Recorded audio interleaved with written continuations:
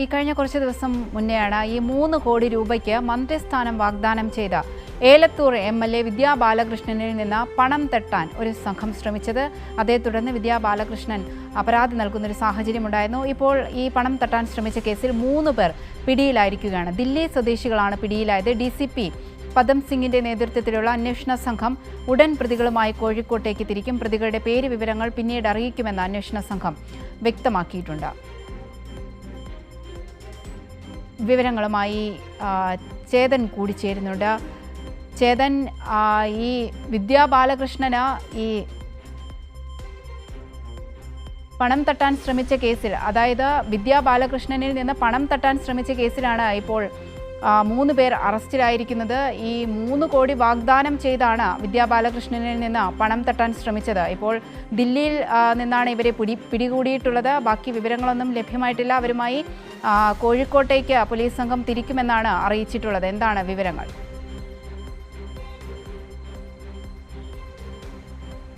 Avanthika, good morning. കഴിഞ്ഞ ഈ മാസം 6-ാം തീയതിയാണ് ഇത്തരത്തിൽ എലത്തൂർ MLA ആയ വിദ്യാ ബാലകൃഷ്ണൻ ഒരു ഫോൺ കോൾ വരുന്നത്. വാട്സപ്പ് കോളായിരുന്നു വന്നത്. അതിൽ പറഞ്ഞത് മന്ത്രിസഭാ പുനഃസംഘടന ഉടൻ ഉണ്ടാവുമെന്നും മന്ത്രി ആവാൻ ആഗ്രഹമുണ്ടെങ്കിൽ ഉടൻ തന്നെ 3 കോടി രൂപ അടയ്ക്കണമെന്ന വാഗ്ദാനമാണ് ഈ തട്ടിപ്പ് സംഘം നൽകിയത്. ഇംഗ്ലീഷിലായിരുന്നു ഇവരുടെ സംസാരം. രാജ്കുമാർ എന്ന പേരിൽ, രാജ്കുമാറാണ് സംസാരിക്കുന്നത് എന്ന തരത്തിലാണ്, വയനാട് MPയുടെ സെക്രട്ടറിയാണ് എന്ന പരിചയപ്പെടുത്തിക്കൊണ്ടാണ് വിദ്യാ ബാലകൃഷ്ണന് ഫോൺ വരുന്നത്. ഫോൺ സംസാരം ഏകദേശം 10 മിനിറ്റോളം നീണ്ടു. പിന്നീടാണ് ഈ വിദ്യാ ബാലകൃഷ്ണന് ഒരു സംശയം തോന്നുന്നത്, ഇതൊരു തട്ടിപ്പാണോ എന്നൊരു സംശയം തോന്നുന്നത്. ഉടൻ തന്നെ പാർട്ടി നേതൃത്വത്തെ വിവരം അറിയിക്കുകയായിരുന്നു. പിന്നീടാണ് പാർട്ടി നേതൃത്വത്തിൻ്റെ അറിവോടെ ഇത്തരത്തിൽ പോലീസിൽ പരാതി നൽകാൻ തീരുമാനിച്ചത്. അതുമാത്രമല്ല, ഈ തട്ടിപ്പ് സംഘത്തോട് ഈ ഫോൺ കോളിൽ സംസാരിക്കുക, എവിടെ നിന്നാണ് തൻ്റെ നമ്പർ കിട്ടിയത് എന്ന് ചോദിച്ചപ്പോൾ ജില്ലയിലെ ഒരു MP തന്നതാണെന്നാണ് ഈ വിദ്യാ ബാലകൃഷ്ണൻ പറഞ്ഞത്. ഈ MPയോട് വിദ്യാ ബാലകൃഷ്ണൻ പിന്നീട് ഫോൺ ചെയ്തപ്പോൾ ഇത്തരത്തിൽ തനിക്കും സമാനമായ ഫോൺ കോൾ വന്നു, തനിക്കും സമാനമായ ഓഫർ വന്നിട്ടുണ്ടായിരുന്നു, ദില്ലിയിലെ AICC ആസ്ഥാനത്ത് നിന്നാണ് ഫോൺ ചെയ്യുന്നതെന്ന് പറഞ്ഞ് വിദ്യാ ബാലകൃഷ്ണൻ്റെ മാത്രമല്ല മറ്റ് ജില്ലയിലെ 2 MLAമാരുടെ ഫോൺ നമ്പർ കൂടി തൻ്റെ കയ്യിൽ നിന്ന് വാങ്ങിയതായി MP മറുപടിയും നൽകി.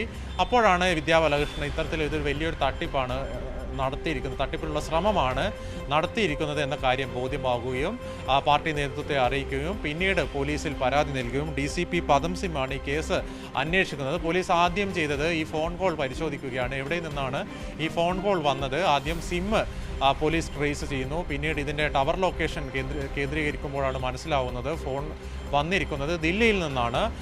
ഈ സിമ്മിൻ്റെ ഉടമയും ദില്ലി സ്വദേശിയാണ്. പോലീസ് ഉടൻ തന്നെ ഇത്തരത്തിൽ അന്വേഷണ സംഘം ദില്ലിയിലേക്ക് വ്യാപിപ്പിക്കുന്നു. ദില്ലിയിലെ ആദ്യം തന്നെ പോലീസ് ട്രാക്ക് ചെയ്തത് ഈ ഫോണിൻ്റെ ഉടമയാണ്, ഈ വിളിച്ച ഫോണിൻ്റെ ഉടമയാണ്. ഫോൺ ഉടമയെ അറസ്റ്റ് ചെയ്യുന്നു. എന്നാൽ അദ്ദേഹം പറഞ്ഞിരിക്കുന്നത് തൻ്റെ കയ്യിൽ നിന്ന് ഇത്തരത്തിൽ ഈ ഫോൺ നഷ്ടപ്പെട്ടു, അത് മോഷണം പോയി എന്നാണ് ആദ്യം മറുപടി നൽകിയത്. പിന്നീടാണ് പോലീസ് സിം കാർഡ് കേന്ദ്രീകരിച്ചുള്ള അന്വേഷണം നടത്തുകയും മൊബൈൽ ഫോൺ ടവർ ഡംപിംഗ് അടക്കമുള്ള നടപടി സ്വീകരിക്കുകയും ചെയ്യുന്നത്. ഇതിലാണ് ഇപ്പോൾ 3 പേർ പിടിയിലായിരിക്കുന്നത്. ഈ 3 പേരിൽ ഒരാൾ ഈ ഫോൺ ഉടമയാണ്. ഇയാളെ പ്രതി ചേർക്കുമോ ഇല്ലയോ എന്ന കാര്യം നിലവിൽ വ്യക്തമല്ല. കാരണം ഇയാളുടെ മൊഴി പോലീസ് ഇപ്പോഴും വിശ്വാസത്തിൽ എടുത്തില്ല. അവന്തിക, ഇവരുടെ പേര് ലഭ്യമായിട്ടുണ്ട്. 2 പേരുടെ പേരാണ് ഇപ്പോൾ ലഭ്യമായിരിക്കുന്നത്. ഒരാളുടെ പേര് നിതിൻ കുമാർ, രണ്ടാമത്തെ ആളുടെ പേര് ഗൗരവ്. ഇവർ ദില്ലി സ്വദേശികളാണ്. ലഭിക്കുന്ന വിവരം അനുസരിച്ച് ഇവർ അത്ര വലിയ ഒരു തട്ടിപ്പ് മാഫിയ ആണെന്ന് വിശ്വസിക്കുന്നില്ല അന്വേഷണ സംഘം. കാരണം ഇവർ ഈ തട്ടിപ്പിന് ശേഷവും ഇത്തരത്തിൽ സമാനമായി ഫോൺ ഉപയോഗിച്ചു. ഇത്തരത്തിൽ ഒരു വിദഗ്ധരായ തട്ടിപ്പ് സംഘമാണെങ്കിൽ ഇത്തരത്തിൽ ഒരു ഫോൺ ഉപയോഗിക്കാനുള്ള സാധ്യത വളരെ കുറവാണ്. ഫോൺ ഉപേക്ഷിക്കാനുള്ള സാധ്യതയായിരുന്നു കൂടുതൽ. അങ്ങനെയാണ് ഈ ഫോണിൻ്റെ ടവർ ലൊക്കേഷൻ കേന്ദ്രീകരിച്ച അന്വേഷണത്തിൽ ഇത്തരത്തിൽ ദില്ലി സ്വദേശികളെ പിടിവീഴുന്നത്. ഏതായാലും ഇപ്പോൾ ഈ കേസിൽ 3 പേരാണ് ഇപ്പോൾ പിടിയിലായത്.